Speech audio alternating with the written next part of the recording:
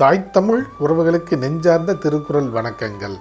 நான் உங்கள் அன்பு தோழன் பா. மூவேந்திர பாண்டியன். இன்று நாம் திருக்குறளில் இன்பத்துப்பாலில் 112வது அதிகாரமாக உள்ள நலம் புனைந்து உரைத்தல் என்ற அதிகார தலைப்பின் கீழ் அமையப்பெற்றுள்ள 1116வது திருக்குறளை பற்றி அறியப் போகின்றோம்.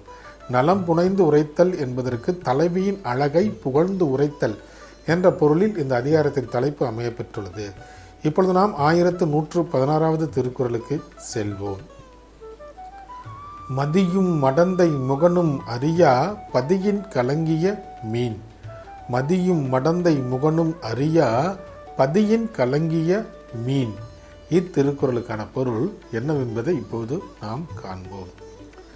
மங்கையின் முகத்திற்கும் வானிலே உள்ள நிலவிற்கும் வேறுபாடு தெரியாமல் தன் நிலையிலிருந்து கலங்கி நிற்கிறது விண்மீன் என்பது இத்திருக்குறளுக்கான பொருளாக உள்ளது.